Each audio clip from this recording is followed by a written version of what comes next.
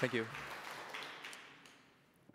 My name is Halldor Eldjarn, and I am an artist, a musician, and a software developer. I'm very excited to stand here and talk about two of my projects that I have made with the JUCE framework that I have been working on. I'm going to talk also a little bit about how they came to be and what tools I chose to implement them.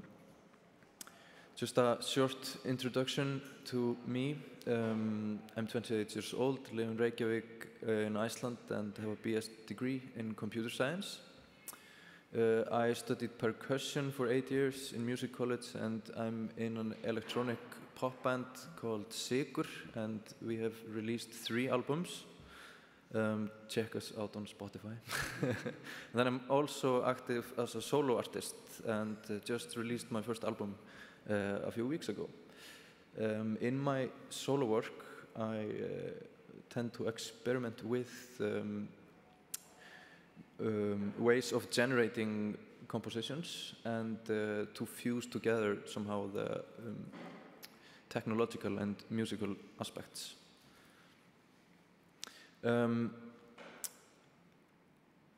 A short primer on generative music, which is those plugins are based on the concepts of generative music. It's a vaguely defined term. According to the Wikipedia page, it was defined by Brian Eno as any music that is ever different and changing, created by a system. I like this definition, and I use it when I explain generative music. And the methods commonly used in generative music are of statistical nature, like Markov chains or even neural networks. But also we have generative grammars and cellular automatas, and even you can use fractals and patterns. But more importantly, when generation has occurred, it can be feasible to curate the output somehow by subtracting from it, like randomly muting or transposing or moving notes around. And also the task of a human curating a generated piece, it can really add to the aspects of it. My album that I made is called Poco Apollo, and it is just gonna have a background of the music. It is a manifestation of my main interests. It's music and programming, and because the album is written by a computer program, I created a JavaScript web app that analyzes photos taken during the moon landing missions, and this library consists of 14,000 photos. So there are 14,000 short musical soundscapes. And then I took this collection and listened through a bunch of them, and selected 6 songs that I really liked and arranged them for strings, synthesizers, and percussion. And that's how the album came to be. It is a computer-aided original composition, and what you're hearing now is the original from the webpage. It's played back with the Tone.js framework. And just as an example, this is how it sounds on the album with real instruments. So it is generative to begin with, but then I curate the process and make all sorts of adjustments to it. In my opinion, this method is very powerful to have generative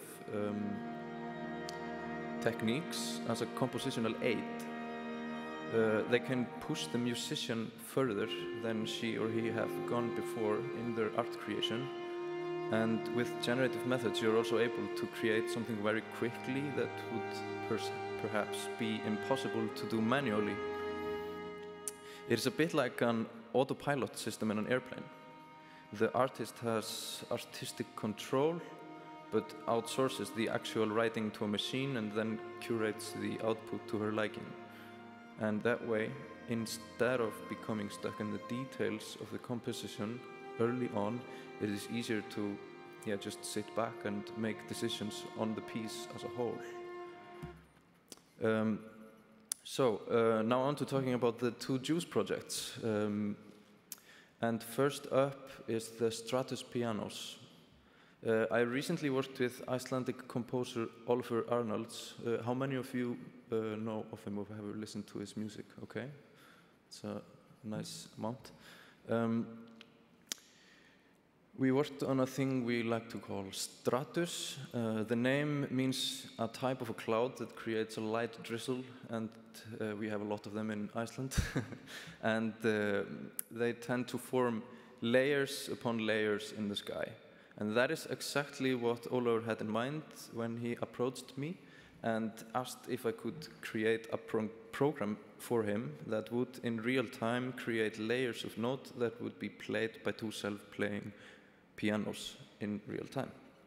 And this was the start of a very fun collaboration where we iterated on the concept, tried out a bunch of different technologies and met up frequently to test it with real hardware.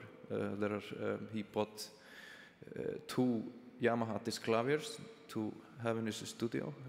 One was not enough, he had to buy two. So yeah, we got to play a lot around with them. It was really fun. And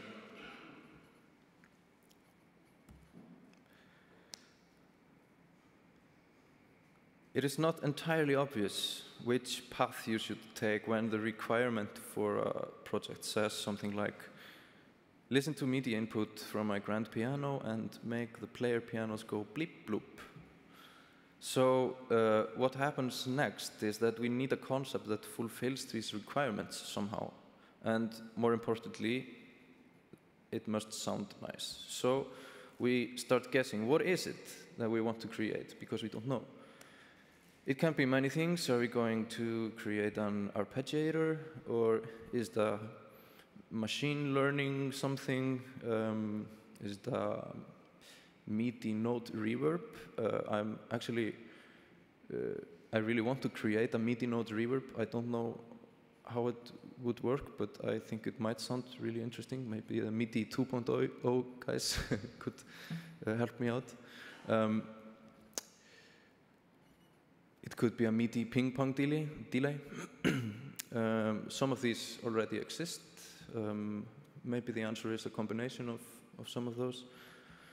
So we just did something. We had to start somewhere, so we just created a basic MIDI note delay effect.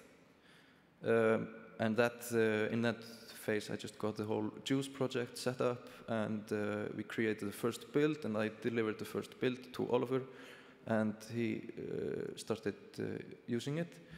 So we're basically reading the incoming MIDI notes and updating their timestamps to be in the future and decreasing their velocity with each delay cycle. So this crappy 0.1 version, we took it and connected it to the pianos and just listened to what it sounded like, and then we immediately had more ideas about what it should do, and more importantly, what it should not do. So the next iteration, we wondered if you're not delaying the notes, but instead playing patterns. So this change took the project off to new dimensions. And the idea behind Stratus is, in fact, really basic. But when introduced with a live MIDI note input, you can get some really interesting results. To work iteratively like this, in my opinion, is the best way to tackle artistic challenges that are very vaguely defined. At all times in the process, we had a piece of software that was functional, and which was great for us to be able to receive a feedback on what forms the project could take and what it definitely should not do and such. And here's just a quick look on the architecture of the plugin. It's yeah, basically like a real-time MIDI manipulator. I was going to show you a short video just so you know the aesthetic of it. The computer, and it triggers a generative sequence. So basically, when I press a note, it triggers a sequence. Oh, sorry. Thanks. Other two pianos. So if I play a nice chord, it goes over there and sounds like rain. Different chord.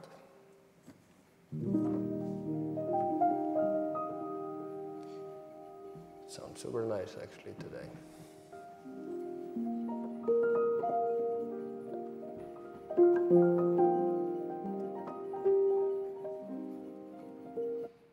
Yeah, okay. So it was a really short look. So we basically, we have a top level idea. We don't have any concrete idea about how we're exactly going to do it. This is strange because when you're like generating or creating a startup idea, you always have to be looking for some sort of a pain point that you want to fix for people. And this creates a certain type of ideas or projects that you then work on. And yeah, the results can be great, but I really like to switch things around and try to come up with something that you absolutely don't need and try to find use for it, maybe. Or in the creative world, like with the music creators, it can be really good to have plugins and software that helps you in an artistic way. So it was a really fun creative journey, and also because of the player pianos are really living structures. There's a lot of inertia involved in playing the hammers. So we actually got a free humanizer for the MIDI output, so we didn't have to like randomize the timings or anything. That was like directly mapped naturally to the velocities. But yeah, some afterthoughts. Why JUCE? Why not just create a max patch? We actually tried doing that. It ended up being too unstable to work at giant concerts where nothing can fail. Stratus has only once failed at a concert, and that was not my fault. I'm really happy with that. Ólafur has done, I think, 150 concerts now all over the world using the software. Yeah, Stratus was also my first complete JUCE project, so I learned a lot doing it. But it was funny, I only used it for MIDI, didn't do any audio processing. One technological roadblock maybe, there was with VST you don't get MIDI output from the plugin, at least not in Ableton Live. So we circumvented that by I just created, you see these drop-down menus, those are slots for like 3 outputs, 2 pianos and 1 for the light guy that received MIDI over Ethernet to control all the light show as well. Yeah. And then we also set up as an installation. It was running online with a voting system. You could upvote parameters and play with users from all around the world and watch it in a live stream. There was simply a Node app that sent CC values over to the Ableton session that was connected to the pianos. Yeah, that was really fun. Next project, the other project I was going to talk about is what I call a harmoslicer. and it's sort of still in the beginning stages. It is a bespoke audio plugin made for Björk, and she actually used it yesterday at the concert in the O2 Arena. I was there and really stressed out, but it didn't crash, so I'm really happy. JUCE is awesome, yes. So she approached me with the idea that she should be able to sing, and the plugin uses AI to generate backing vocals and might change the phrases slightly. So I said, yeah, sure, let's do it. We are again met with a sort of a vague description of what the plugin should do, and we don't know yet if it is possible. And I remember at some point we were trying to find out a way to make the plugin play a phrase before it was sung, but then soon realized we would have needed a flux capacitor to do that, like the famous April Fool's joke with the Moog delay pedal. Very good to listen to, like what you were going to play in the future. But I thought we were probably going to be using an array of buffers to record and store vocal phrases and play back later when some conditions are met. And we need some AI. I don't even know how to do that. So if I did, it probably would not be at all practical in this application anyways. But thankfully, the marketing people do a very good job at calling things AI that aren't real AI, so I could use just some other technology. So, yeah, I was a bit lost what it was, but not exactly a harmonizer, more like an auto-slicing looping pedal, but it can also alter phrases like Melodyne. So it must be a harmo slicer. And again, we just need to do something. The first prototype was made in Super Collider. I created a round-robin array of buffers that record automatically in succession and trigger the recording with the onsets detected in the incoming signal. You can see the actual Super Collider patch there in the background. Really, yeah, it was not a long piece of code. And then we decided it should probably be an app, so we create a second prototype in AudioKit. And yeah, that was really fun, and we might even take that further, but there you could manually record 3 tracks, and then by the incoming audio, yeah, the phone would listen to the incoming audio and select pieces from these recordings and play them on the detected onsets randomly.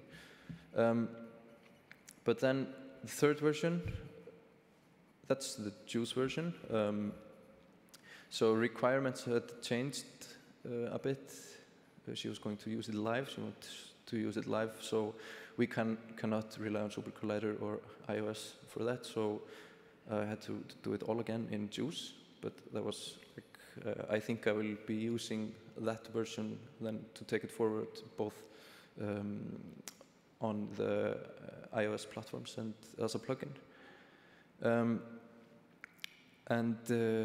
Yeah, because I had a really short amount of time to actually do this in JUCE, I relied on 2 really nice libraries that was really easy to set up and use. One is Obio.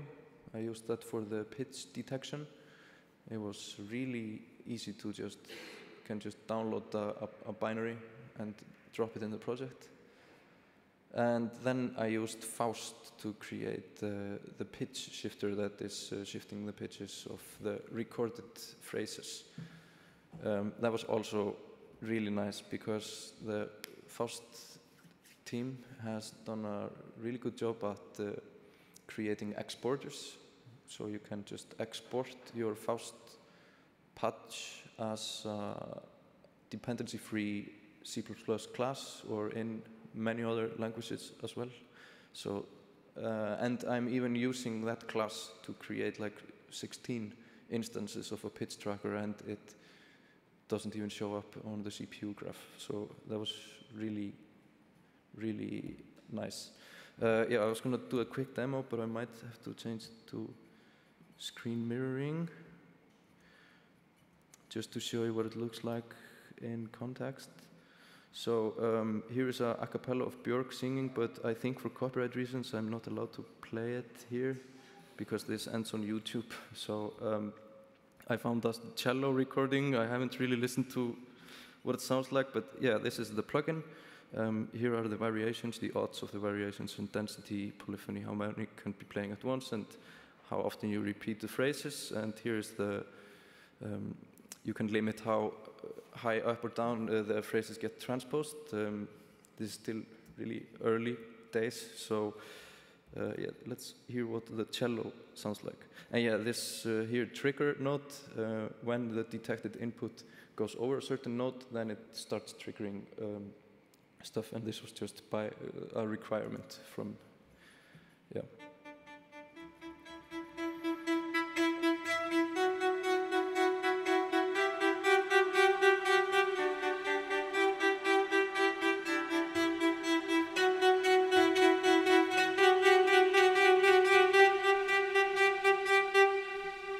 Yeah, okay, so I don't know if that was insightful at all. Sorry for the demo. But yeah, this was just a solo cello recording, and then it started adding upon layers upon layers. One nice thing, because it's triggered by an onset, then it is also in sync. So if it's like a straight 16th, then you get a synced layer on top, but with no MIDI clock or anything. And so just the conclusion, don't be afraid to embrace some sort of a creative journey. Everything is not a startup, so it's always fun to be able to evolve the projects as you go on. Start by doing something and then iterate on that, no matter how little this something is at the beginning. And make sure the software is in running state at all times. This is very important, so you can always deliver something. And understand, or try to understand, strange project descriptions by doing rapid prototyping. Like, it's just like training AI. Is this it? Is this it? No, okay, let's change it a little bit. Is this what you want? Is this what you want? And then just go on and on and on. Yeah. Yeah, we have time for one question, and thanks, Halldor, for your presentation.